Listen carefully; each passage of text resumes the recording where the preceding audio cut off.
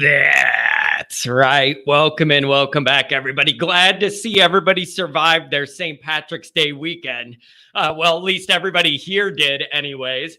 So it's good to have everybody aboard. Good morning. Hope you all had a very celebratory and safe St. Patrick's Day. It's a I'm telling you, I went off on this on Twitter, and I'm going to do it again on a Monday morning. Why not? I don't think it should be allowed. All these people that crap on Catholicism and tell me, oh, Irish, you're nothing. It doesn't matter. Back off that meaning more than anything else and all that. All these people all year, they hate on Irish and Catholicism. You could damn sure bet them same guys were out in Chicago all weekend wearing their Kiss Me, I'm Irish shirt and a green leprechaun hat, just drinking their face off, enjoying the Catholicism of St. Patrick's Day. Shouldn't even be allowed. Go to work. Go to work. I'm dead serious. These people make fun of us all the time, and they were all partying all weekend wearing a green shirt. Stay at home. You don't get to have this fun. I'm serious. You think I'm bitter? I don't care. It bothers me. All those people that crap on us all the time, we're wearing green and drinking all weekend, and you know it. You know it, and so do I. I don't like it. I don't like it. You don't get to celebrate it, okay? All right. That went off the rails already, but I stand by it. I guarantee you those same people that hate Notre Dame, hate me, message me all this Irish hate, we're out drinking, whatever city it is. You don't think they're doing St. Patrick's Day drinking in Ann Arbor? You really don't? You don't think they go out and party in Columbus for St. Patrick's Day all wearing their Irish stuff? I guarantee it happens in every one of these cities. Every one of these cities. I guarantee it. I guarantee it. Eric, I believe $100. I believe a couple people gave me $100 to answer your question. One of them was the morning after the Clemson game. I've learned when people are in a really good mood, they like to donate more.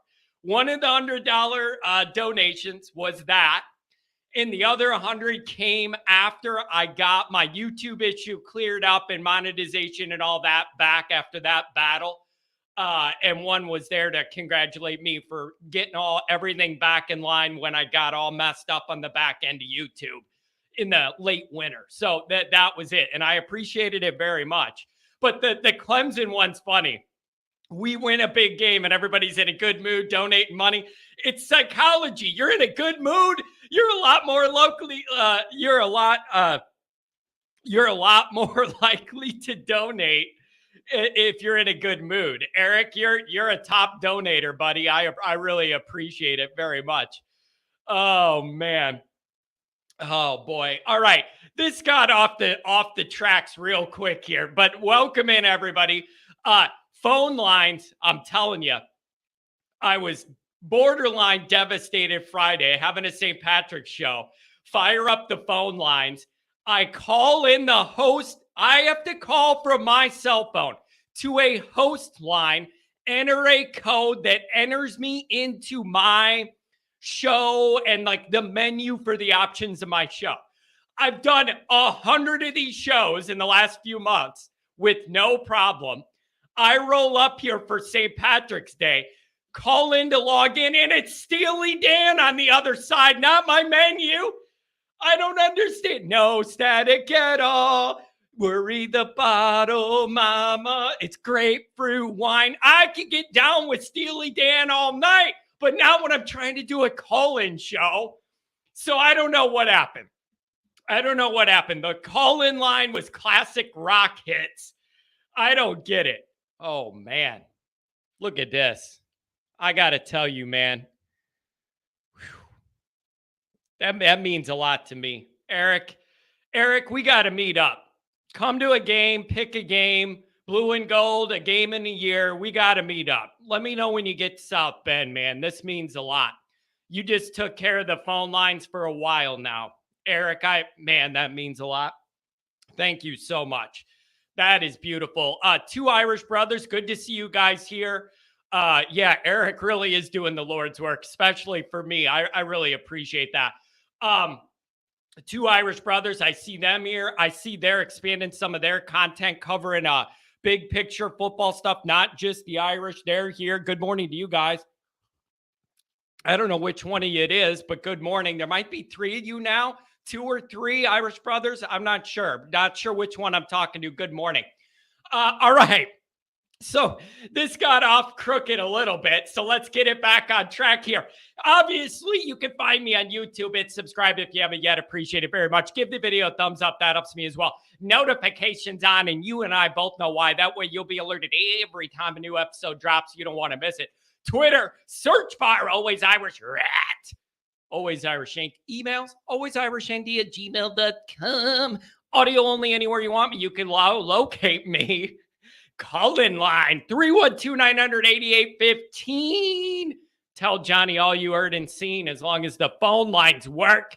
Fighting Irish Wire USA Today. Google it every day, and you will find articles written by myself and others about Notre Dame football, which should be of interest to everybody here. I can't imagine starting your Friday morning with me yelling about Notre Dame unless you really love it.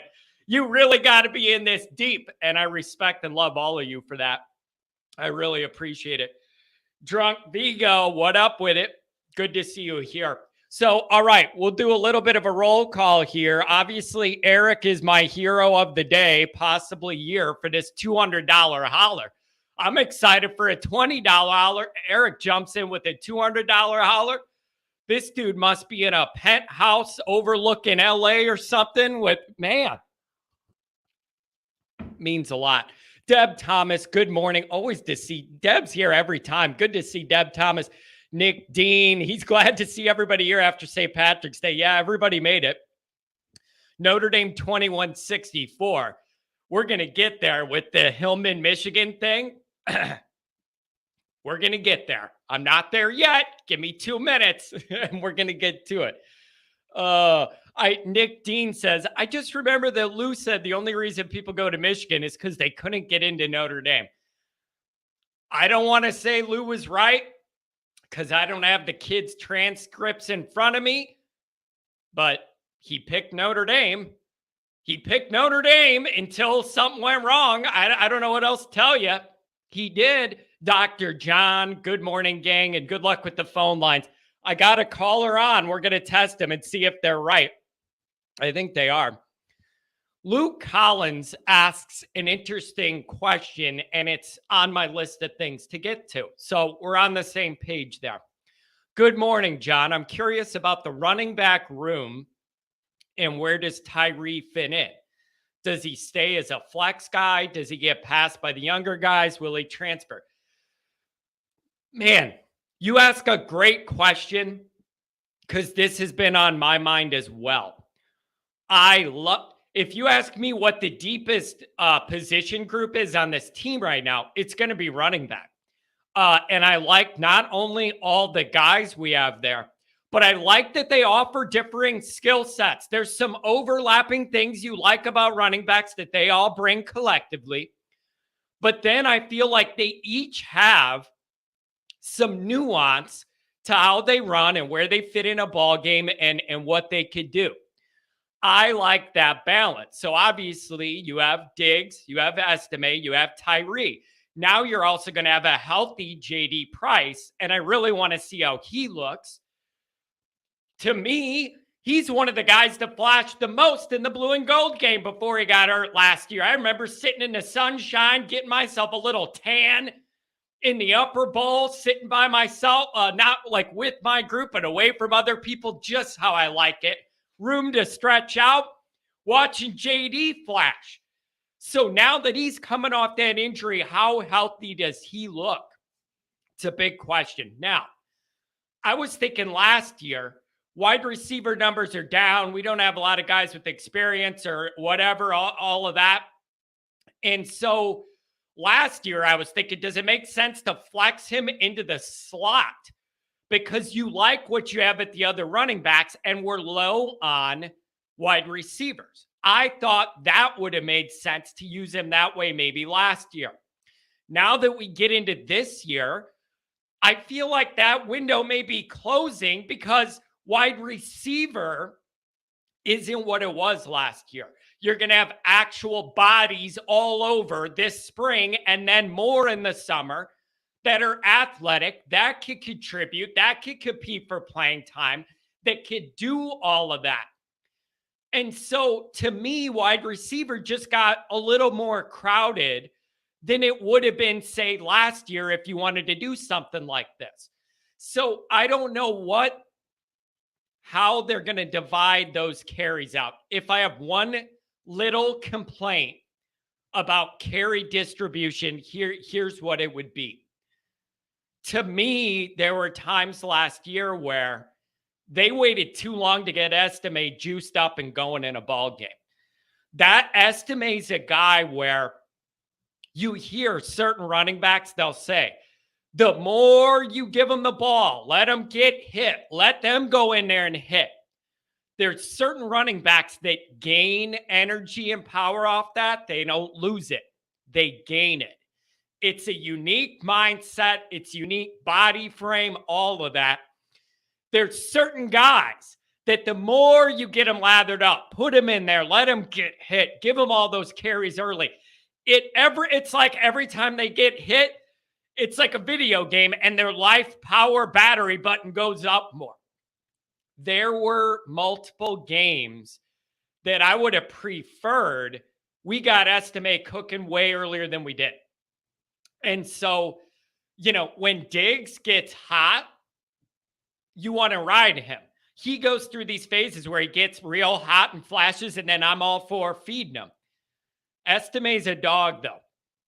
And I'd like to let that dog hunt earlier in the first half sometimes. He ain't going to get tired. There is no part of my existence that goes, if you give him the ball a dozen times in the first half, he's going to be too tired to run people over in the second half. No, absolutely not. That doesn't exist to me. It really doesn't. So that's one question I have about usage there is, that guy's an animal, and I need him to get more carries while still utilizing what everybody else could do. Let me ask this.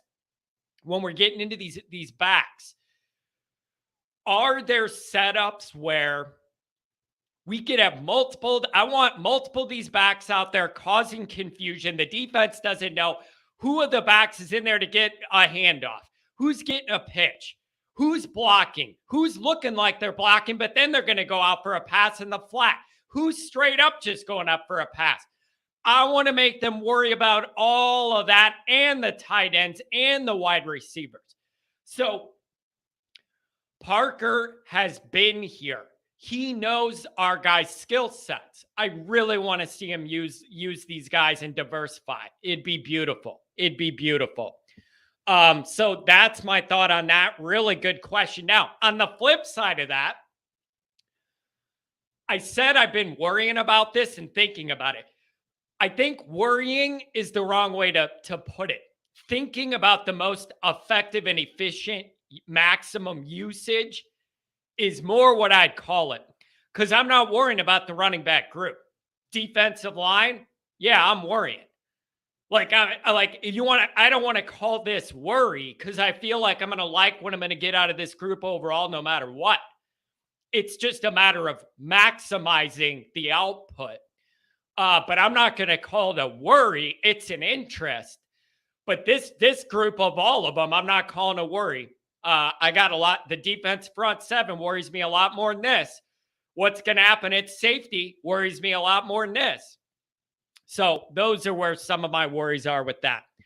Jay Lehman, first day of spring. That means spring game is around the corner. Good morning and go Irish. Jay Lehman, one of the nicest guys I know. You could just read a certain guy's tweets and know how he thinks. This is a worldly guy. I like him. Jaded. What's the tight end situation looking like? I think Mitchell Evans is going to be a pass catcher.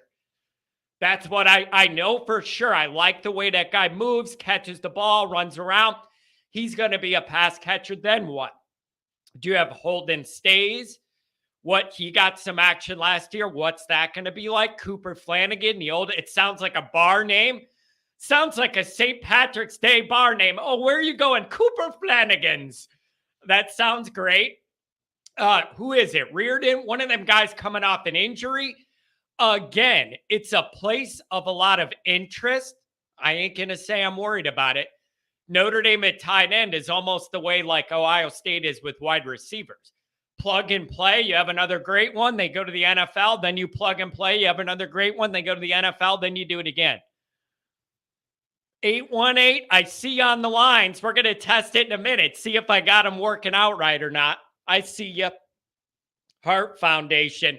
Good to see you here. Mikey Poles. Always good to see you here. Oh, Bruce. Bruce is in the house. And he says, like the green jerseys, how we can actually get a big game win wearing it. Yeah, it's a good question. We're going to be wondering that.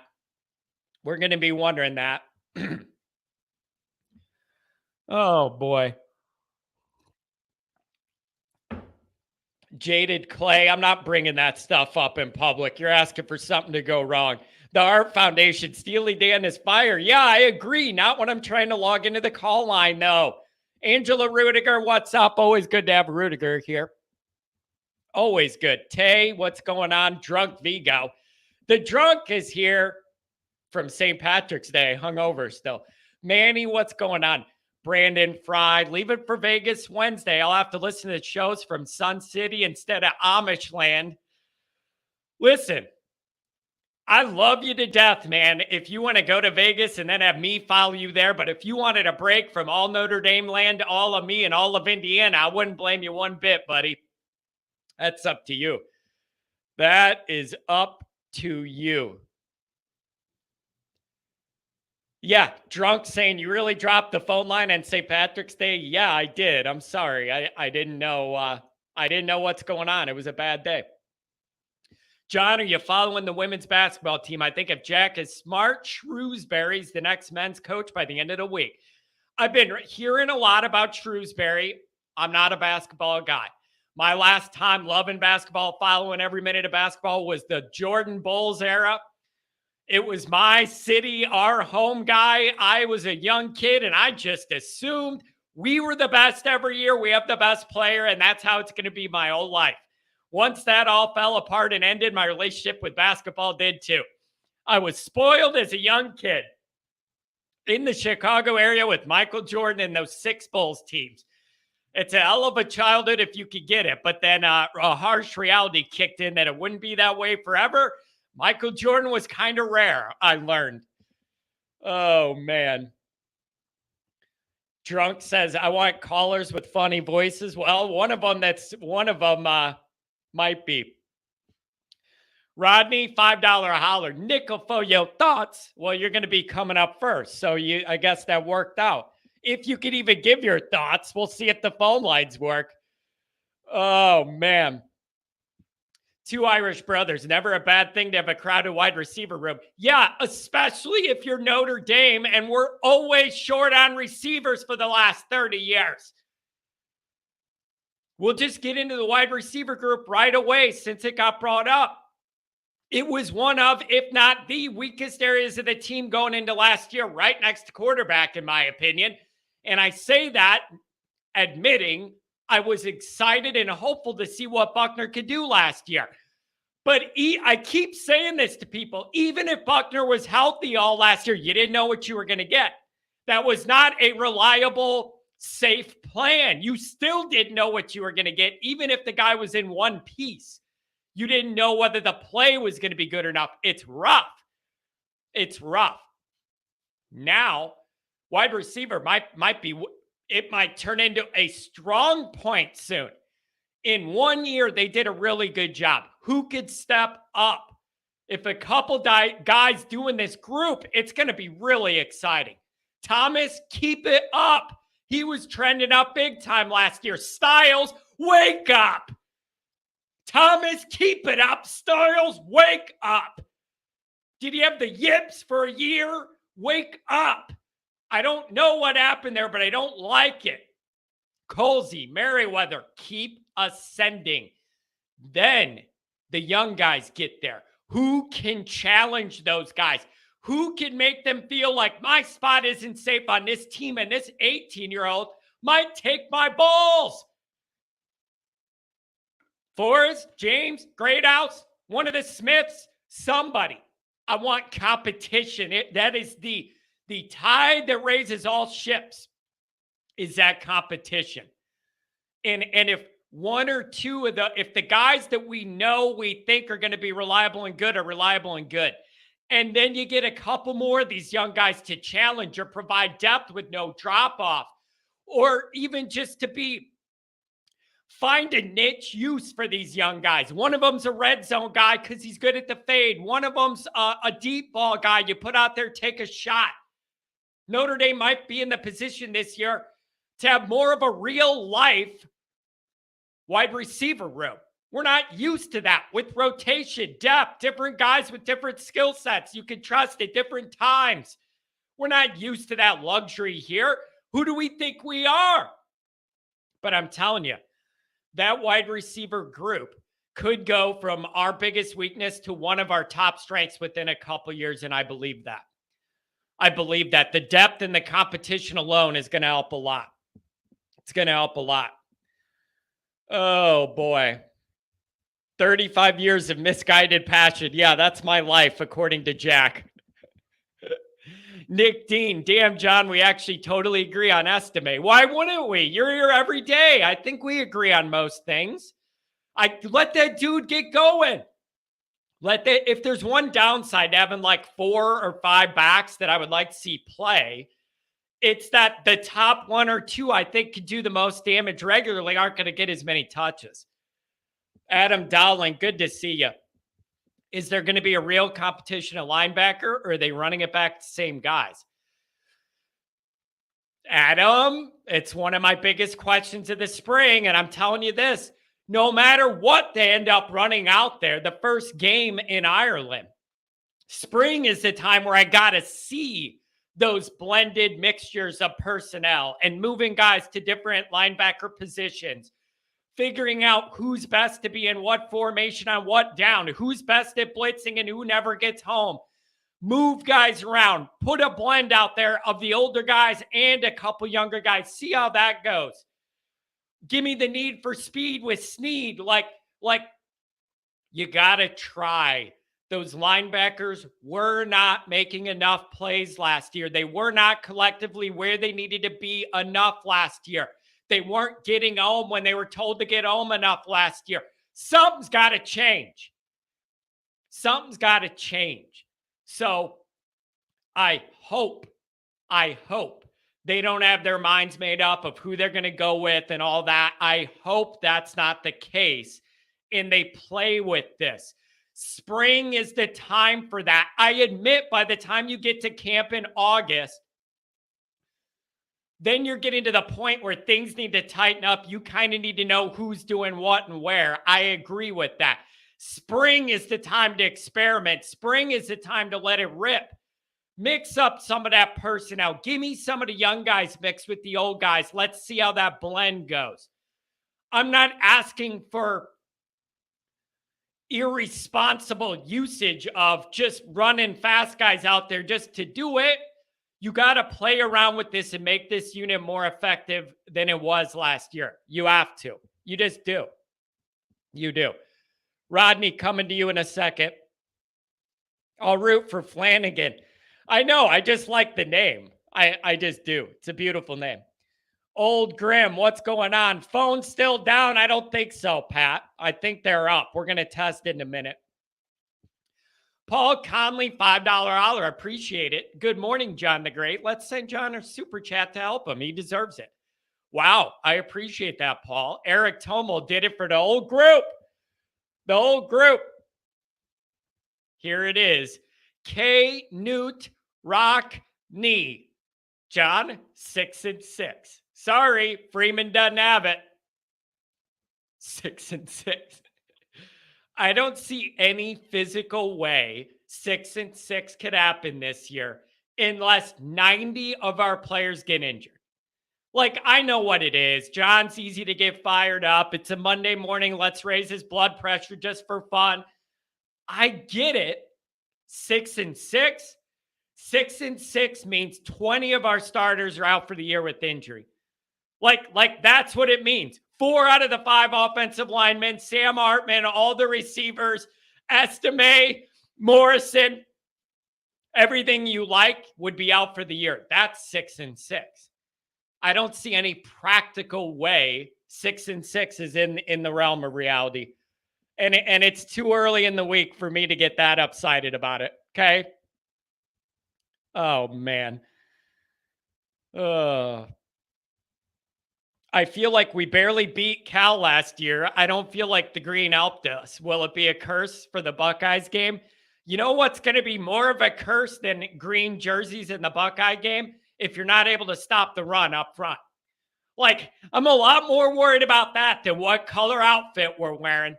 That's what's going to hurt you against the Buckeyes. Not being able to stop the run. That's my fear. But what do I know? What do I know? John, can you imagine playing football with the Keebler elf, a.k.a. Drew Pine? No, I cannot, and I don't want to start. Johnny, I like Ryan Poles as a GM. You think he could take Jack Swarbrick's job? Hart Foundation, he's not going to want to now because now he wants to see all the work he's doing with the Bears come to fruition. So he don't want to leave now because now he wants to see what's up with that. Drunk Vigo says, Al Golden, bro. Well, I got news for these guys. Al Washington, Al Golden, you got big jobs out of you this year. I'm looking right at the double Al's. Like Al Bundy, whatever, but I'm looking at these 2 Al's because I need their groups to be more in the mix, more regularly, making more plays. That's what I need. So I need both the Al's to get it together. Pat, I'm on to that. Yeah, 6, Pat, that's a good point. I noticed that too. It is curious. Jaded Clay. Well, let's see. 6-6 means firing all the coaches.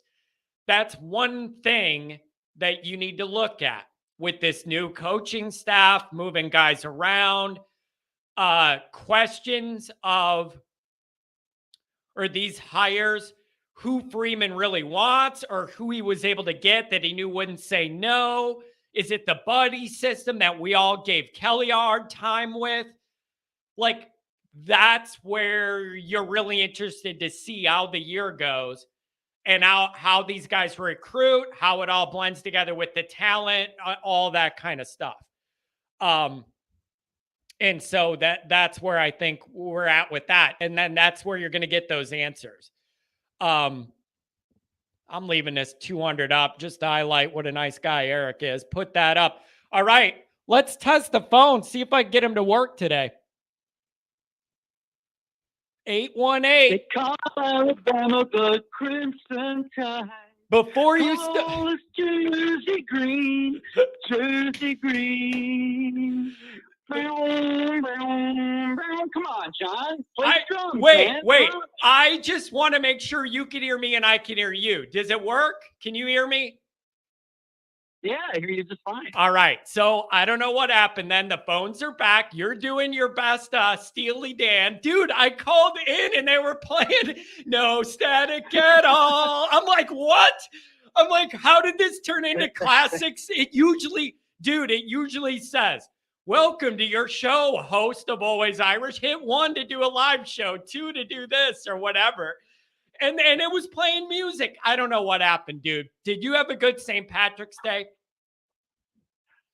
No. And I'm going to tell you why. And it all leads into what I started with, the little Steely Dan Jersey green thing. Yeah. And the $5, the $200 you just got, the $5 I just gave you. Because this is my St. Patty's Day.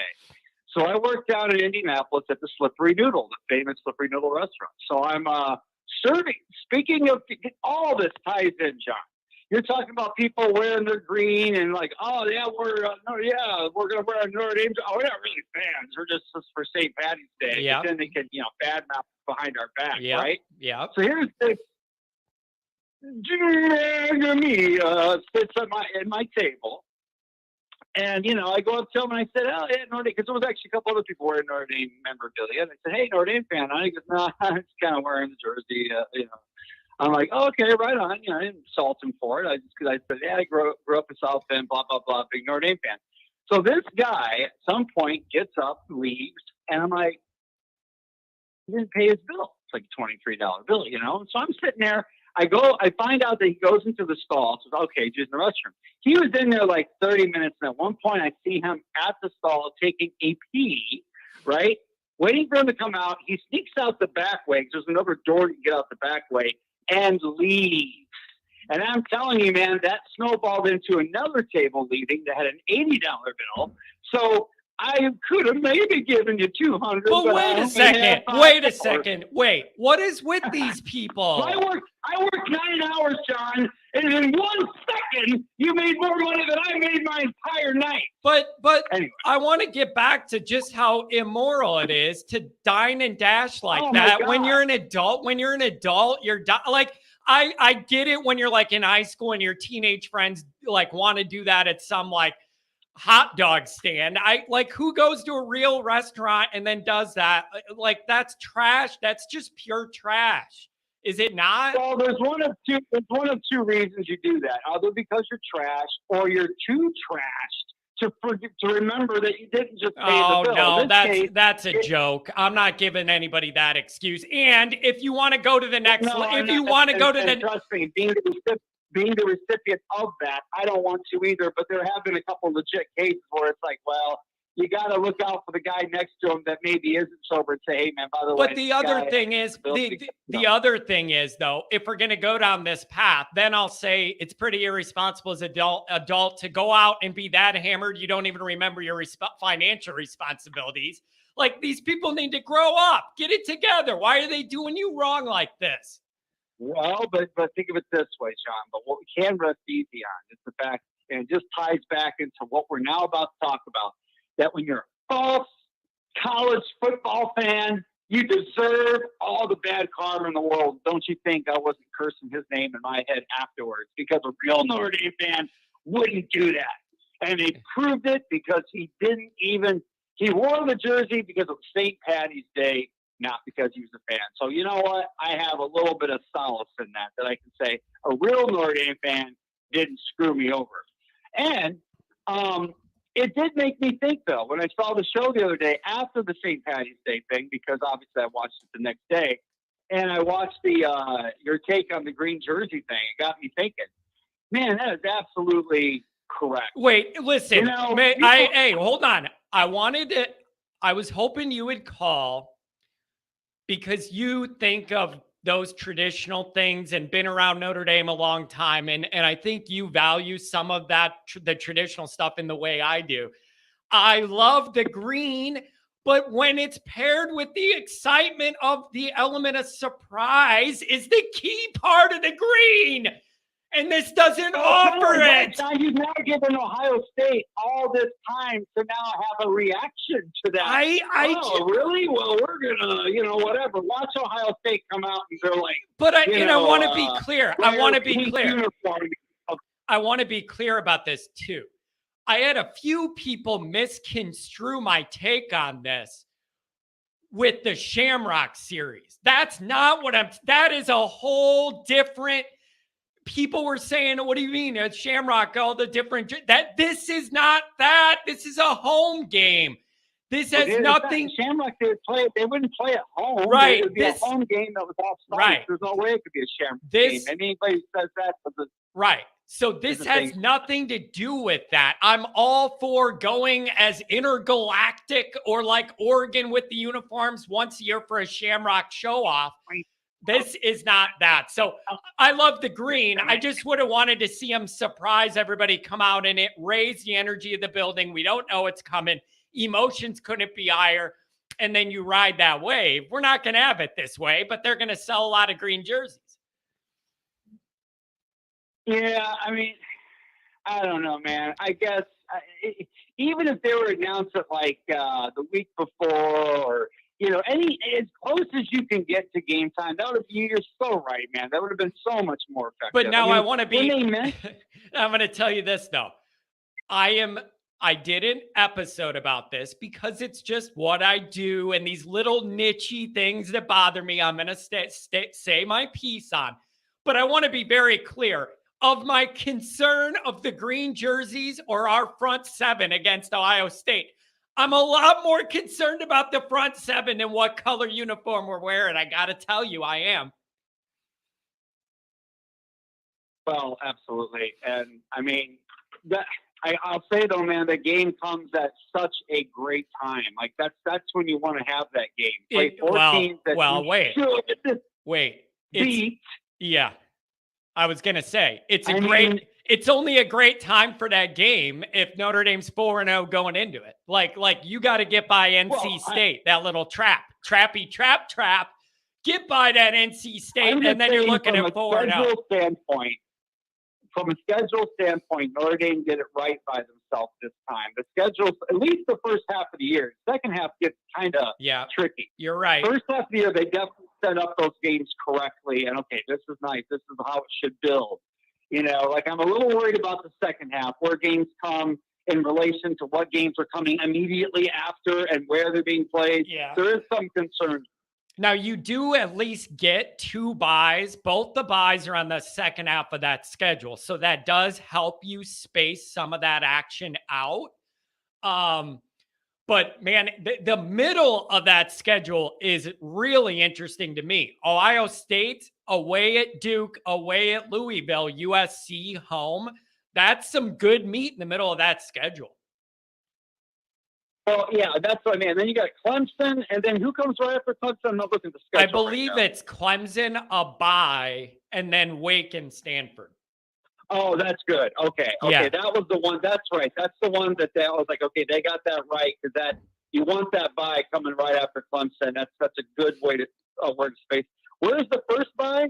After USC and before Pitt. Well, that's good too. Okay. Yeah, I'm looking at that middle window. If you could get by NC State, that sets you up. Middle window, John. You're right. Yeah, and I gotta tell you, man. Yep, that middle window. You're looking at Ohio State at home, a uprising Duke team at their place. That's going to be tricky. Louisville away. You could be like, it's just Louisville, blah, blah, blah. When you go to their place at night, they sell out the high school stadium. It's a blackout. They all go crazy. They all claim nobody cares about Notre Dame, but they fill the place up and they loud music and everything. You can't get Louisville get rolling on the road. You got to shut that down. And then you got USC at home. You should come out for the Louisville game, man, for the tailgate or something down there. That's only an hour and a half for me. Yeah, you know what? I have a couple friends that are Louisville people and know some people down there. I don't have a ton of interest in Notre Dame away games. I don't feel like I would fit in very well. I just don't. And I don't know if I could keep my mouth shut the whole day with like 100,000 people that I know hate me and I hate them all around me. Yeah, but I hear you. I don't think Louisville's a place to worry so much about that, though. Honestly. If you told me I'll give you $1,000, why I bring that up. I'll give you $1,000 and tickets at the 50-yard line at the Big House for Notre Dame, Michigan. Not interested. I'll give them to somebody else who wants to go. Not interested. Oh yeah, no, I wouldn't be there either. I will never step foot in. Nope, I will never step foot in that place again. I would rather go there neutrally. I would love to go to the Big House neutral as watching the Ohio State-Michigan game, going as a neutral observer, where, maybe wearing my Notre Dame memorabilia, watching those two guys fight it out. I'm the guy in the background kind of, and they keep twirling the mustache. Yeah, just watching them all stress out because it doesn't affect us one way or the other. Yeah, I love that. There, your Notre Dame jersey, I love that. Hey, let me ask you this. I want your opinion on this. This is something we touched on earlier, and it was on my list.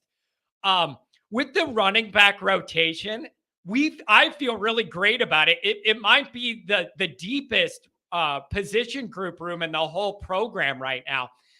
am I off base of wanting Estime to get juiced up earlier in some of these games, or do other people feel that and see that too?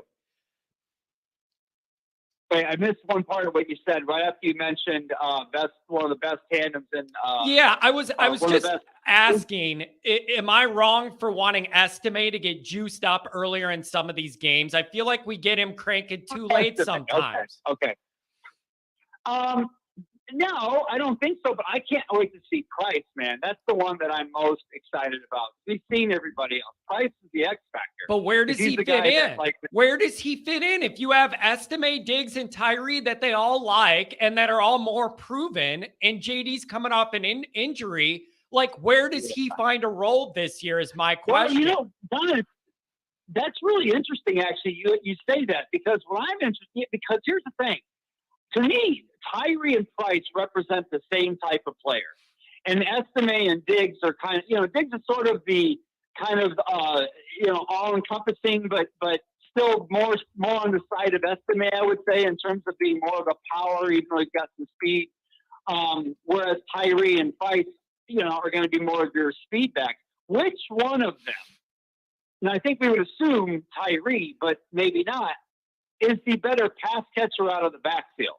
And that's the one I think that's going to, and that then allows the other one to be more of the speed back, while the other one to be more of the pass catching back. Because you have a very interesting dynamic still with the young receiving core and the young tight end group in a lot of ways. You have not just a great running back room. You have some dynamics there, man, with different types of players that complement each other. Yeah. But I was going to stop you. One of the best in the program. This is one of the best groups in the country, if not the best. I mean, in terms of just group of four, I don't know that there's a better group than that. How do you?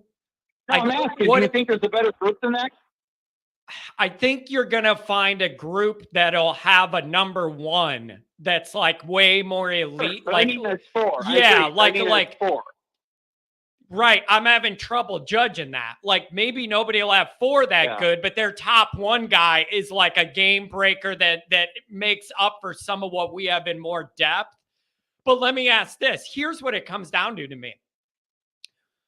How do you fit packages together to maximize output and stress defenses as much as possible with these guys and their skill sets? Like, I am a believer in what they all bring to the table. The next level to that is what puts the most burden and stress on a defense to have to worry about, meaning multiple back sets where you don't know who's doing what and there's confusion and all. Like, how do we maximize this? And the other question is, I've been thinking about this too. Does your approach to this vary depending on who you're playing? Meaning, there may be games where depending on the defense and their personnel and how they operate, this is more of an Estime game. We got to lean on this guy. And maybe a different team that plays us differently, they want to approach it differently. Like, I just want to figure out how to maximize the efficiency out of what all those guys bring. Well, yeah. And I mean, honestly, everything you just said is correct. You got to look at all that. And I think what's going to be interesting, like I said, coming back to Price, I think we were at that blue gold game, right? I didn't see that game. I mean, I saw it on TV. But that's been a couple of years. And I remember him being, amazing to watch the football. But I couldn't remember what his scouting report is on his pass catching ability. Because I think that will tell me a lot about what this offense is going to look like. Here's what I remember, man. Here's what I remember. I remember sitting there watching the blue and gold game, like whatever. And if you watch enough football, when a young guy pops, that it jumps off at the field to you. This guy looks different. There's all these other guys out there. This one looks different. JD Price was that guy. Yeah, and everybody was looking at each other like, oh, that's the young guy. Look at this. I loved what I saw. Now, here's another question, though.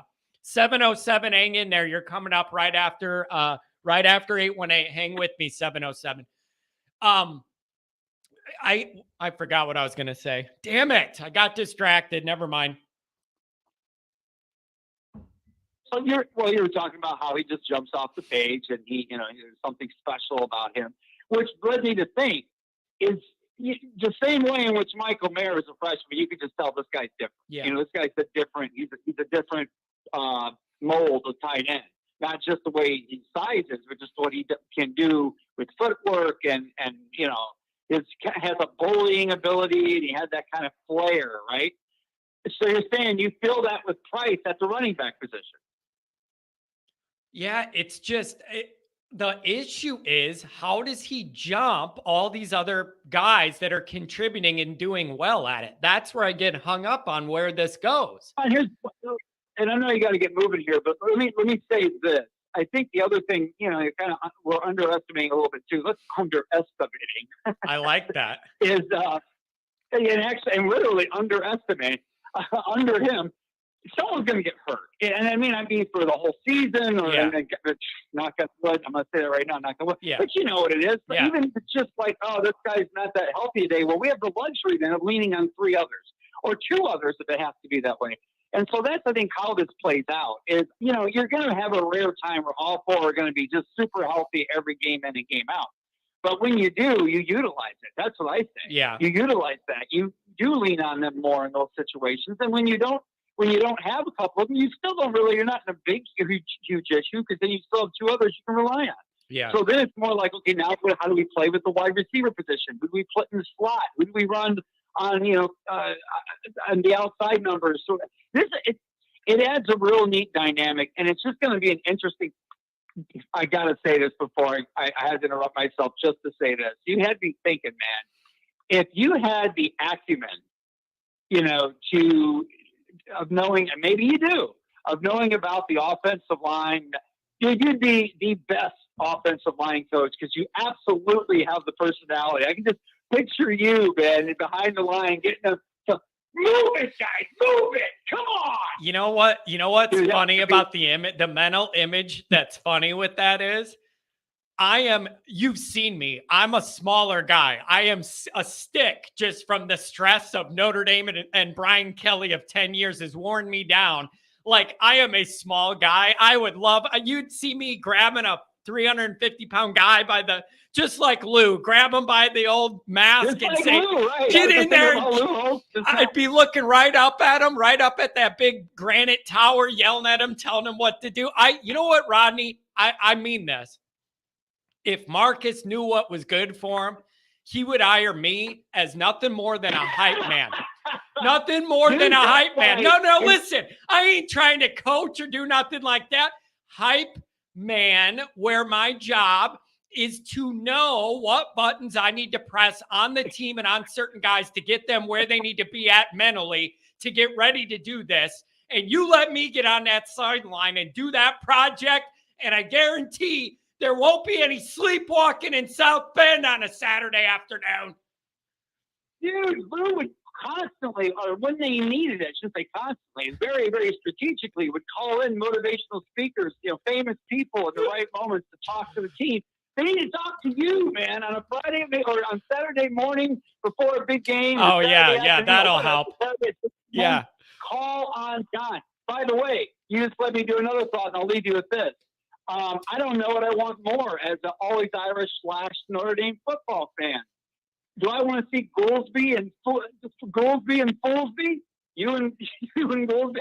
That's a great title. It is good. Goolsby and Foolsby. Or do I want to see Goolsby as a coach at Notre Dame coaching those linebackers? Because I'm telling you, I know he'd be great. Yeah. Him and Bibby, man. Zipowski, Coach, they would be great. Yeah. There's no question in my mind. Goolsby has that mindset that appeals to me. And the interesting thing is, a lot of his feelings, his stuff like lines up. It's pretty intense and all that. And the guy grew up a half hour from me. Like, we're from the same area, the same high school league, all that stuff we have in common. I relate to him on a lot of levels, other than being good at football and playing at Notre Dame, obviously. Right, Rodney, have a good day, bro. Have a good day. I appreciate you calling. I'm glad I could accept your call this week. Anytime, John. Have a good one, man. See ya. Hey, and let me know. I'll go after them people who didn't pay. Find a license plate on your CCTV. I'll knock on their house with a bill. That's garbage. You don't do that. That's white trash is what that is. You don't do that. You don't do that to people. I had to bring it up on the show because it was so relevant to everything else, man. All right, have a great day, John. See ya, buddy. Oh, what a good guy. I'll be seeing him at Blue and Gold. He loves the Irish. You were so small, bro. I used to be almost 200 pounds in grad school. I was working out, eating my protein. I was getting all big and everything. And then real life stress. And then I got skinny and I stayed skinny. And then when Brian Kelly entered my life, it only intensified. And now I'm a walking skeleton. All right. Back to the phones. 707. Let's see if 2 phone calls in a row work. I hear you loud and clear, John. Beautiful. I think we're back up and rolling. So I don't know what happened the other day. It was disappointing, but I'm just glad we're back. I am as well, John. I am looking forward to talking to you after I read some Irish history, Notre Dame Fighting Irish history yesterday. What's on your mind? It goes way back to part of what it means to be the Fighting Irish and a Notre Dame fan. When Rodney was touring the country, the Four Horsemen, when they went into Lincoln, Nebraska to play, they heard racial chants during the game. The Four Horsemen were basically called the N-words all game in Lincoln, Nebraska. And there was a lot going on then. A lot of what Notre Dame was about then was fighting the KKK, who were trying to move into South Bend. They didn't like Irish Catholics who were subhumans. They didn't like that there was Polish people and Hungarians living in South Bend. And there was a riot by students who had been warned off by the administration because of the danger involved. There was people dying at KKK riots at the time. The KKK planned a rally in South Bend, and the students ran them out of town. Yep. And, I believe the book's called The Fighting Irish versus the Klan, something like that. It's a famous book, and the picture has the dome in the background with the burning crosses in front of it. It's a very intense cover and a great book. I think that's what it's called, The Fighting Irish versus the Klan, something like that. Yep. And the Fighting Irish, the actual name, they had been called by students and media the Fighting Irish for a decade before they actually made it official. But when they made it official, that was shortly after all of this happened. And so there's a good reason to believe that part of why we're the Fighting Irish is it comes from fighting the Klan and the anti-Catholic racism at the time. And so it means, Notre Dame means more to a lot of people for that kind of issue. And that's why you can find Notre Dame football fans in Budapest and Johannesburg and all. So, but then going back to football, Rodney in 1924, and I think before and after a little bit, but definitely during the 24 season, he was starting the second team. And I'm not talking about when they had an easy game. When they were going in to face teams that were favored against them, he was starting the second team. Second team would play the first quarter and the second and the third quarter or the first half, and then he'd bring in the first team. Rodney wasn't he was a maverick in a lot of ways. And it goes back to me the last time I called talking about we need to get other quarterbacks in. We need to get younger players in. And not just play our first team. I want us to be able to play second stringers. And I think that there's a lot to that psychologically too. It's not just giving them an opportunity to play. When you go into another, you go in to play a big team, Army of the Day, etc. and you go in and you say, not only are we going to beat you, but we're going to play 25, 30, 40% of the game with our second stringers. Weren't we talking about, were you the phone call a couple weeks ago that was we were talking about maybe the quarterbacks kind of rotating and getting in there more and having some time? Was that this line of conversation? Yeah. I said, what I suggested was you let each of the quarterbacks play a quarter. Right. I just don't think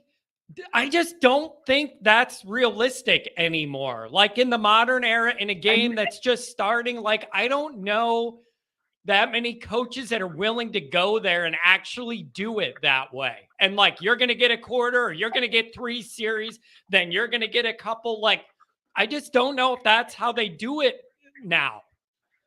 And I'm not suggesting that has to be it exactly. But if now wait a second though. But now if you told me you wanted Hartman in there running this exciting run and then pass it around offense, and then you wanted to build out a package for Buckner to be able to confuse teams with his legs in an RPO way, I'm down. I'm interested in that. But at that point, then I'd want to know usage. How are we using this? When are we deciding to mess up our rhythm and try something else? How does it run smoothly?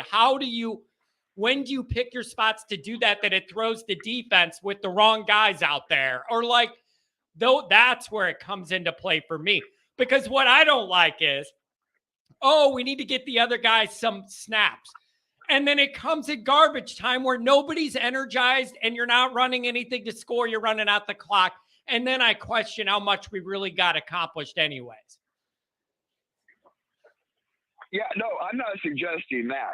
I want younger second teamers, the guys who are going to be starters next year.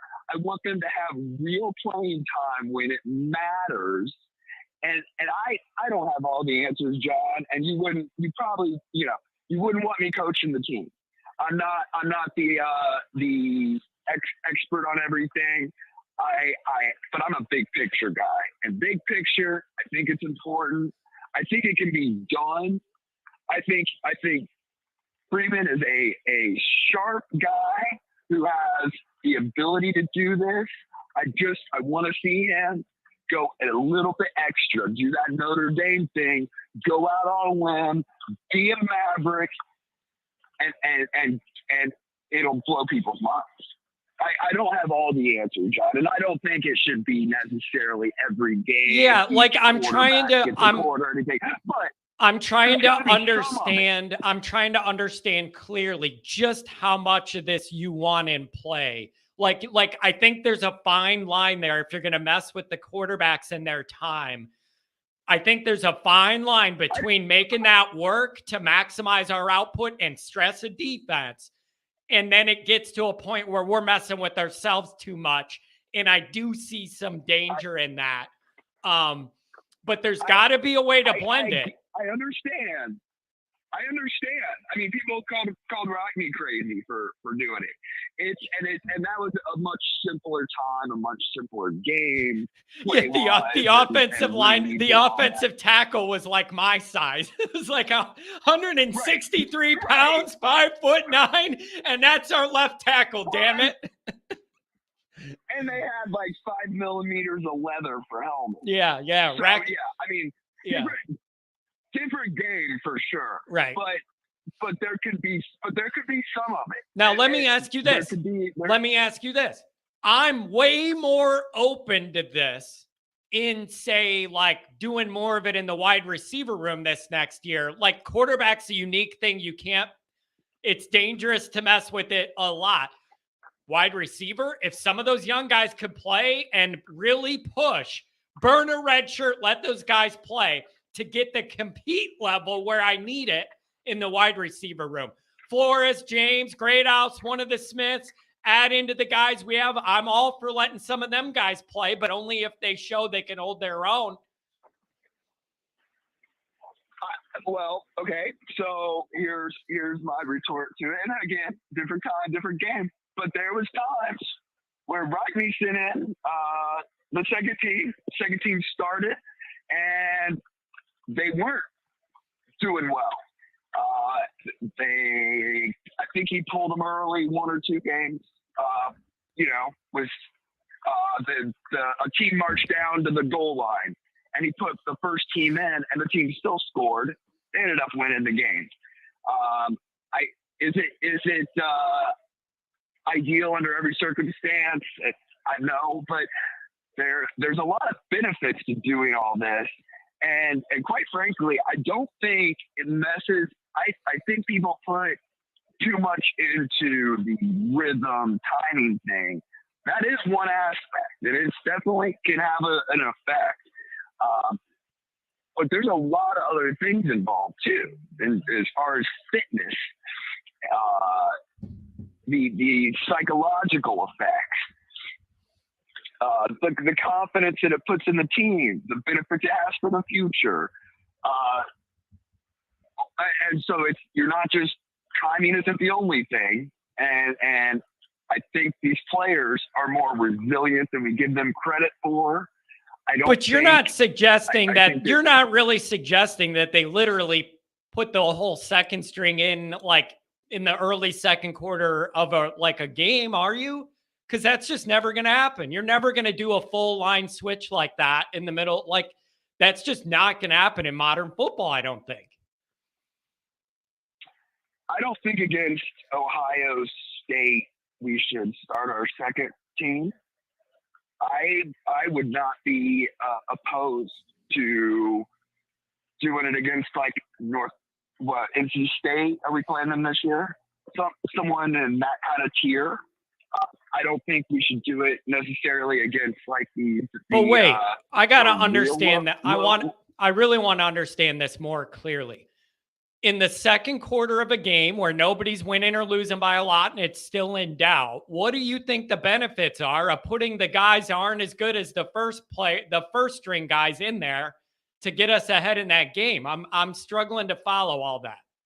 How does that help us to put in our guys that aren't as good as our main guys when the game's still in doubt? I'm not trying to be a jerk. I'm just trying to follow the point. Well, a lot of it's psychological. A lot of it is building for the future, but a lot of it, you're resting your first stringers. You know, when Notre Dame in 24, when Notre Dame came out, when that first stringers hit the field, the other team was already exhausted. They were already tired. And Notre Dame's first team hits the field and their legs are fresh. I just think the 100 years of time in between has changed the way the game's played. You know, like I just do. And you know what I want to wrap up on this point. You brought up innovation with Rockne. The biggest shame of all this is that plane went down and he was just getting cranked up. That guy had a lot left as far as marketing, promotional stuff, growing the brand. He was just getting started. That's the biggest shame of all of it, is he was a relatively young man just getting cranked up, man. And so that's really disappointing. 707, you're coming up. The legacy that he left for Notre Dame football and Catholics, human dignity, you know, he went young, but he lived a lot while he was here. Yeah, for sure. And he was really ahead of his time as a promotion guy, as a marketing guy, as a brand guy. He's like the first affiliate marketer there was before that was a thing. Like, the guy knew how to get it all out. Listen, man, I really appreciate the call. I want us to get to the point where we can run anybody out there and play well. I appreciate the call on a Monday. Me too, John. Thanks a lot, buddy. Have a great day, John. Thanks. You too. Like, listen, you guys, I was not trying to be a jerk. I was just genuinely having some trouble following like the process there of doing that and pairing the old era with now and like how that would practically work. I'm not trying to be a jerk, but it's hard for me to conversate if I can't, like, I got to be on the same page. 707. You're on the air. Good morning. Hey, It's been John. it's been a while. It's good to talk. I was thinking about you. It's been a while. How are you? I'm doing pretty good. I'm not going to stay on long, but I just got done listening to your podcast about the green jerseys. Am and I'm I totally in old? agreement. Am I old and out of touch? Like I like the green, No. but I want the element I'm of old, but surprise. Yeah. maybe we If both I'm are. if I'm old and out of touch, you're older and more out of touch, right? Exactly. But am No, I off on? Am I just out of touch as an old guy and I don't get how the marketing is now, or do I really have a point? Give me the surprise. No, Blow you the have a roof total- off the place. You have a total point. It's totally about merchandising. You know, they're typically every weekend you get a T-shirt for like $35. Now they're going to try it up at the ante to get a jersey, a green jersey for $150. Yeah. Yeah. So You know, that's and it just my most recent iteration of this that means a lot to me is the Bush push game. When those guys ran out in the green, it was magic. It was magical. The roof blew off the place like there wasn't a cloud in the air. I mean, I felt like Jesus came down from the sky for the day. Everything was perfect in that moment. Like I don't know. Maybe I'm out of touch, but I want the surprise element. yeah, and you know, I remember that 1977. That's how old I am. Yep. And it was over as soon as they came out. It was over. Yep. And you had the crowd build just up. went- Isn't that the one you had to build up with Digger and doing all that like it? And he was all worked up, and it was just a beautiful moment, man. Digger. Yeah, he was another cheerleader just like Bray, but that's another topic. Yeah. Oh, can I ask you this? I haven't talked to you since this happened. You know, we lost our recruit, Hillman, position of need, safety always. And then sure enough, the guy ends up in Michigan like a few days later. And I wouldn't mind it on principle that if the grades didn't line up or whatever, it's not going to work here. I don't mind that in principle. I'm mature enough that I can handle that. All right. But then it's like, what's the one thing that could make this stick me a little bit? The guy ends up in Michigan. And then all day yesterday, I'm getting messages from Michigan people. He didn't want to go to Notre Dame. You know, he wanted to come here all along. It just is what it is. But him going there is just that extra knife twist. Well, you can't really trust kids on what they're going to do. Dante Moore went to Oregon, then he wound up at UCLA. So maybe he'll go to Michigan for a week and, you know, go somewhere else. Who knows? Kids are totally unreliable, which I think is where NIL comes in. And what I think Notre Dame should do, and I have no idea what their practice is for this NIL and how they talk to recruits about it. But what I think they should do is put the offers out to the kids 1 through 50, and if they commit to Notre Dame, they get a certain percentage of NIL, you know, a certain amount. If they're rated star-wise in the top 50, you know, by an amalgamation of all the different votes, you know, and then Notre Dame would have their own. But then the top 100 they get this level, and then the top 200 they get to this level. But at least kids would know going in, here's what we're going to give, and we're not favoring anybody in particularly, but if your stats and your, you know, abilities are what everyone seems to think is going to be 5-star and going to be top 50 5-star, then here's what you get from us. You know, that's the kind of a way I think you can get more of these 5-stars to commit instead of just being, you know, Georgia, Alabama, Ohio State. At least now I was reassured. I have some friends who are in the circles where they'll go to Notre Dame and go out to lunch with people in the administration at the vice president level of all these different things or whatever. I was assured from my guy that was eating with these people, breaking bread. You know, I give him things to ask, to fish around and see where we're at on things for him to low-key talk about them and get some answers. I was reassured. Behind the scenes, they're building up the NIL structure. They hired that lady who's going to be more like a general manager role for player development, NIL. They're ramping up some staffing behind the scenes in that regard. working with Brady Quinn on his fund collective initiative. I am being told they realize they have to be more involved and a more public player with this. They realize it, and I've been told they're working on it behind the scenes. And for where we're at right now, I don't know what else I can ask than to hear that that's going on. I don't know.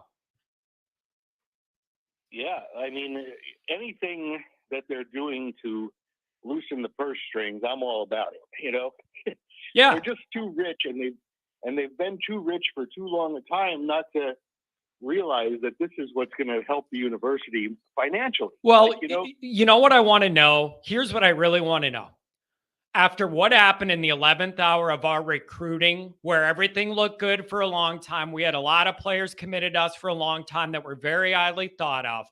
And when it came down to crunch time, I cannot prove it, but it seems like we started losing out to people flashing big money around our guys, knowing we couldn't compete or match or wouldn't, not couldn't, but wouldn't. And then you're leveraging against nobody because Notre Dame can't even push back. What I want to know is, in response to that, did Freeman go to Swarbrick and say, listen, man, I'm working my ass off in recruiting here, burning that jet fuel all over the country, only to get to this point, and then we're not even a real player. Like, this isn't sustainable for us to get where we need to get. I would like to know if that was a conversation that happened between Freeman and anybody else. Just curious if that is a part of this, because it is to me. Yeah, well, if Freeman goes to him and says, look, if you get me the studs, if we can bring these guys in, this is financial gold. You know, talk about pot of gold. Yep. Everyone is going to make more money. The kids, the audience is going to grow. Yep. The kids you're going to be getting a new wave People of donate. Notre Dame fans. People donate more money when they're happy. It's just psychology, man. When you're in a good mood, you let it fly. You're like, they would get so many more donations. Like I some of this is small timey, going after little bits of like gold coins I see when there's a big pile of them on the other side. If you would just dive in and go for it. But I've been reassured they're working towards that, is what I'm being told. So let me ask you this. It sounds like a political answer if you ask me, but could be. And they're working towards it. What does that mean? You know, what does that mean to a 17-year-old? Here, we're working on it. All right. I agree with you philosophically to a large extent, because I have to stay logically consistent, because when we went through the OC thing, I was saying I feel like I'm seeing through this political BS talk, whatever, PR move. You are too. Right. And so I did say that, so I have to stay consistent. Here's the difference, though. It's a little different to me that the information I'm telling you was discussed over a drink at lunch and a Reuben sandwich, not in a press room with a million eyeballs and ESPN cameras on you. And like, it's a little different to me that this was a private conversation, not a public thing. However, it did enter my mind. They could just be telling my guy that to cover. I mean, I'm open to that. I'm just telling you what I heard when I asked. Yeah. Well, I'll tell you what, before those Notre Dame admin or whoever those guys that talk to them, they have their talking points ready to go. So, as much as they might say stuff that makes it very promising to leak it out. It's a part of the job. It's a part of the job, really. Right. They already have their talking points that they're going to put out there. So, all right. Can I pivot real quick and wrap up with you on a couple things? Since we haven't talked in a while, I'd like your opinion. So we're getting cranked up for spring ball here. I would like to know maybe the top couple things you want to see that are going to give you confidence coming out of the spring. We're in a good spot, so you'll sit there all summer in your mind, feeling good, just waiting for fall camp. What do you need to see here to feel like we're in a real stable place? Well, I don't know. I'm not convinced on this coach. It seemed like it was a rash move to bring your tight ends coach to offensive coordinator. this Gaduli guy, I think, would be a better offensive coordinator just because I know his background better, and he's been successful as a player and a coach. So I would have liked to have seen them make that move as opposed to just jumping in because you didn't get your Ludwig, and you go with your own guy in there. But we'll see. I mean, that to me is going to be a real. He seems like he knows how to say all the right answers to Freeman, and Freeman needed somebody quick. So, I'm not convinced on him yet, but I do like Gaduli. So having a quarterback coach that I trust and I'm happy about is going to help them in that quarterback room and in the offensive coordinator meetings with the offense, all the guys. I think he's going to have significant input. And you know what else too, man? When you're looking at just how this is shaping up, the fact that Notre Dame's entering the spring with not one, but more than one quarterbacks that we all genuinely have interest in seeing the upside of, and we're excited about, like the fact that we're even rolling into spring with that puts us way ahead of where we were last year to me. Yeah, and I also I'm looking forward to seeing that guy Vernon that play. Because we're worried about the defensive line. And I saw that kid. He looked big and fast. And he's a monster. I'm telling you, his biggest asset is his mindset. This is a guy who does not have an immature 17, 18-year-old high school guy's mindset. All he wants to do is eat, lift, study, and then crack skulls out there. Those are his only interests. Yeah. So I'm looking forward to seeing what he can do as an immediate impact, kind of like Benjamin. He might not start the season, but if he's as good as we both think, like Benjamin, he'll probably find a way to make himself. Now, the one question I have is, I know that they were playing with like his body type and weight. When you commit, then they have like a program of like your ideal body type. They want you to bulk up here, slim down there, muscle to all that. And I don't know where they're going to want him to put that weight. Put some on, take it off, tone up. So I still think they're playing with some of that with him. But what his biggest asset to me right now is his mindset. It is not a teenage mindset. He is laser focused, and I love what that could be. Yeah, and another thing I would like to see happen is if they brought Clarence Lewis to safety. He's a good cover guy. He's, despite what everybody thinks, he was in there for Lee. He was in there for, And now the last guy. That might just have to happen anyways, right? Like that could just have to actually be how it ends up going, right? Even though you'd prefer the depth over at another position. Like it's a question to me. I feel good at corner, but I got to have safety supporting them for that all to work, right? Yeah, I think that they could do it. They have to get somebody when this new period opens up. I think they really need to, and they probably right now are looking into who might become available. But they need one more guy, and it'd be nice if he could be a starter without any bones about it. But they need help at safety, and so that's what I would do. I would bring Lewis in just to get him some reps because I have a feeling he's got a good knack for getting to the ball, and he can make plays. So he can cover a lot of territory. I saw him run across the field and make a play that was just, there's no way he should have last year. And so I think that there's a lot of, and they have several guys now with that kind of speed. Like Kaiser is actually very fast, but I'm hoping from a lot better things from him this year because he hasn't really lived up to what we were thinking when he came on as a freshman and then a sophomore. We were pretty hopeful on. So I'm putting a lot of pressure on the L's, my friend. Al Washington, Al Golden. I feel like there's some microscope and some pressure there that wasn't necessarily there last year. That is where my focus is. That front seven to me is my biggest sticking point that worries me. We just got to be able to hold up front for that D to work.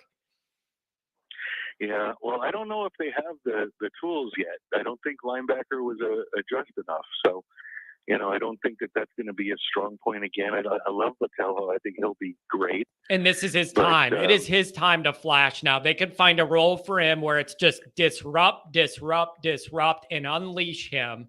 And we've all been waiting to see it. It's his time. Yeah. Well, I think he's pretty. He's got that nasty like you think Vernon has mentally. You know, like he's Yeah. hit first. We'll talk about it later. Yeah. You know? Yeah. Yeah. But I like that, and but that's really the only other. You know, what's his name? Number 10, Comet, the guy we've all wanted to see play. You know that linebacker that we Collie. Oh yeah, Prince Collie. I want Oh, Collie. give me the Collie. Yeah, I want to see a lot of growth from him from last year to this year, because he seemed to be the guy that can make plays if you play him.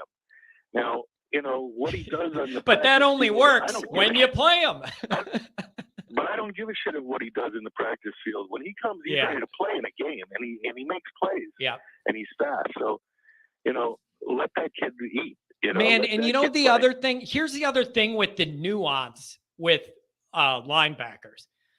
A lot of those guys, the best ones, some of them aren't even the most physically built ones, but they're guys who intuit the game and just feel where they need to be, where the hole is they need to be, the timing, moving their guys around, like pre-snap, feeling like something's going to, moving guys around. Like the best linebackers intuit the position and they just feel where to be and get their guys all lined up. Last year, I don't feel like we had enough of that naturally. I didn't feel like we had that natural leader in that regard. You know, even like a Drew Tranquil guy, not the most physical guy in the world by any means, but always knew where to be, right? Yeah, absolutely. That would be pleasurable.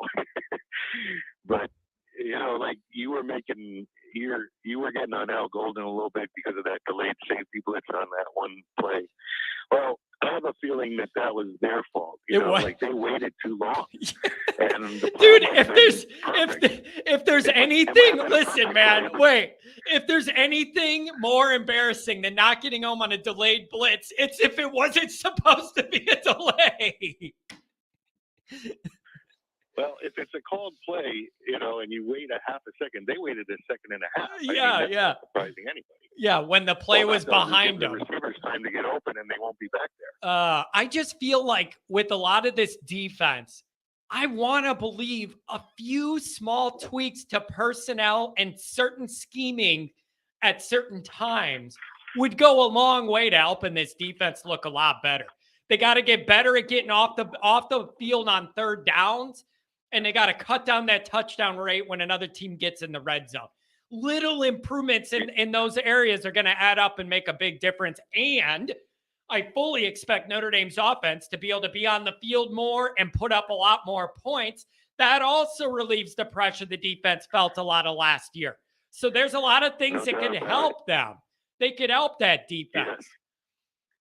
Yeah, and I think that is actually going to happen. I think that this guy coming in, Hartman, is going to be very good. And, you know, like just the fact that his age factor, I think that they're going to look to him for that kind of leadership. And having Gaduli work with him is going to be a very good thing. Yeah. So, I mean, Buckner, I love that guy, like so much more than so many other people. They all think that he was, you know, a wasted pick or whatever, or a signee because he got all these injuries. Well, he's a tough kid. You know, he plays the game hard. Like he's a football player, and he doesn't realize that he's in a quarterback position. Yeah. He wants to be a linebacker, and I like that. So, you know, in that last game where he gets three throws for the score and 2 running, I'm not so convinced that Hartman's going to be the one that wins it, but I think, you know, you have to go with what this kid's stats have been at Wake Forest. I mean, if he comes to Notre Dame and he's this kind of a player for Wake Forest, I think you got to give him a little bit of an edge to. But see, to here's why I agree with that. Why I agree with that is if Notre Dame didn't agree with that, he wouldn't be here right now. But the reason what you just said is the reason he's here is to provide that stability and reliability of like a high level floor that is the minimum you know you're going to get is pretty good from this guy. That quite frankly, due to circumstances beyond his control, Buckner cannot provide. And they tried to give him a chance to do it last year, and bad things happen again. Nobody's fault. We got burned by it.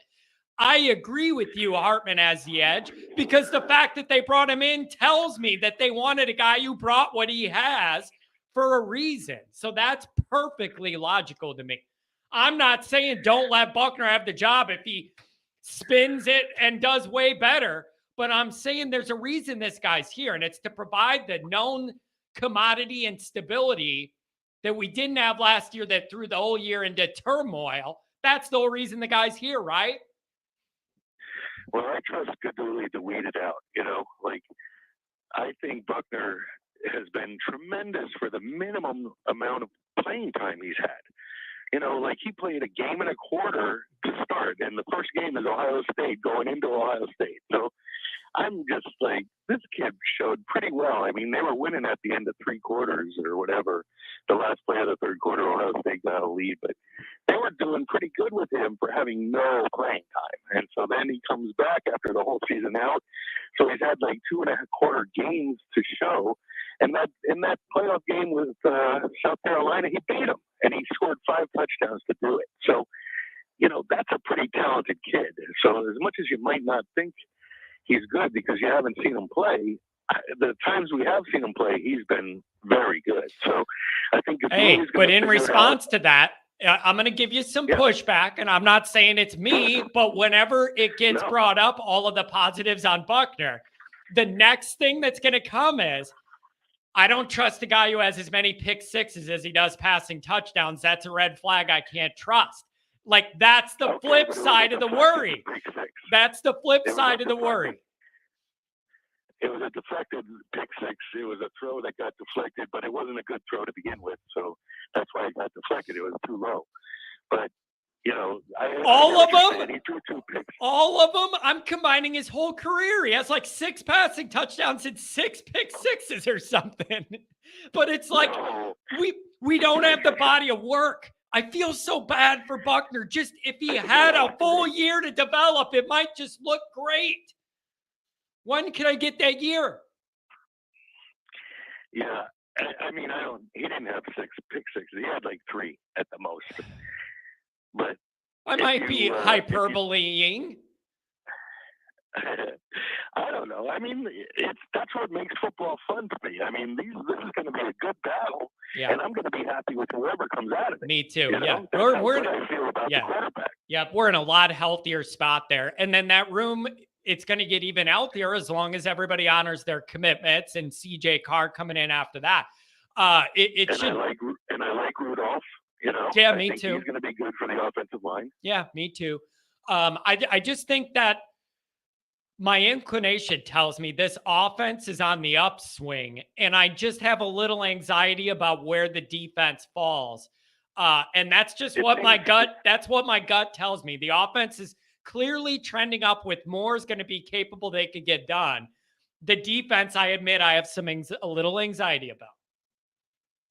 Yeah, and traditionally that's been the way Notre Dame football goes. One side of the ball is stronger than the other. Yeah. But the way that Freeman has been developing and recruiting, I think we're going to see a lot more balance between the two sides of the ball. It'd be nice. And I think we're going to have more depth. So it might not be the 5-star kids yet, but once they start upsetting these Ohio States and maybe making a playoff, all of a sudden these other kids are going to be like, hey, this guy must be pretty good to play for, and they got a good NIL thing going. So I think there's a lot of good upside to what we're seeing, and I hope Notre Dame doesn't stay, stagnant on going after give the money out and get these kids to come here, because it's going to pay itself back. It will. And I have no doubt if Notre Dame is able to go down that road more, I have no doubt it's going to be done respectfully. It's not going to compromise our values. They're going to wrap it into some bigger initiative. Like, it's not going to be anything untoward. And so, yeah, I'm excited about what that future brings. Anything else, my friend? I'm glad to touch base with you. You were on my mind. I haven't heard from you for a while. I know it's been a tough time to catch up to you, but I'm going to try a little more as we go. Thanks for letting me take the call, and go Irish, everybody. Go Irish. Have a good week, my friend. We'll see you. Good to catch up with you, buddy. I like talking to the people from in the season that call. It's just fun, the people that stick around. Oh, boy, I don't know. Oh, what is this? Over streaming upswing. They took a 5th choice as OC. Sorry, but until proven, I have no faith in Parker. What about the talent, though? Like, you're talking about the 5th choice at OC. I'm talking about upgrades of talent where we needed it the most. Like, those are different things. I understand the concern about Parker, but the quarterback position is in a 100% better position than it was in last year entering spring. The wide receiver position is in a 100% better position right now than it was last spring. Those were two of the biggest issues holding this team back, was the quarterback experience, depth, and what you were getting every week. And starting out the year with like 3 wide receivers that were alive and had legs. Now things are changing. I know the tight ends are going to be fine, whatever they end up doing. Avoiding a bunch of injuries, that O-line should be decent. All right. They weren't physical enough in the biggest games last year. Ohio State couldn't get anything done. USC got bullied around. Obviously, they did good against Clemson. But running back, a lot of depth, a lot of talent. Don't have any worries there at all. My 2 biggest worries on the offense got addressed, quarterback and wide receiver. And I feel way better about both of those groups. And I think it's actually going to pay off. I do. But the frustration as a Notre Dame fan comes where I can't have this be a dynamic where the offense gets better, but then the defense gets worse. And then I'm treading water in no man's land again, just for an inverse reason. That's what I can't have. Oh, the offense is putting up 38, 40 points a game. What we all asked for, that's great. And then the defense is getting ran on for 240 a week, and we can't stop anybody. And then you're in a Pac-12 or a Big 12 rather, 42 to 47 game. So I want to protect us from having the offense swing up and the defense swing back. And then we're still not elite, but just for an opposite reason that I'm used to us not being elite, if that makes sense. I don't know. There's a lot to look for, and it's actually very interesting, and I'm very excited to see how it all goes. All right, folks, we went an hour and a half. I have a Zoom meeting I have to get to for something else we're going to do that I'm working on here. So I got to get going to get on that Zoom and do that. Thank you, everybody, for being here. I'm sorry the phones didn't work last Friday. I am relieved to hear that they're back up and running. Everybody who donated, I appreciate it. Eric, $200 holler, man. Like, that's real money. Like, to me, that's not like throwing me a $5 or $2 to get a beer or whatever. 200 makes a big difference. Takes care of these phone lines for the foreseeable future. I can't thank you enough for your support. There is no show without you guys. All right? So thanks for being here. I appreciate every one of you. I'm going to try and go live Wednesday again. Come up with a good topic. We'll be here again. Have a good one.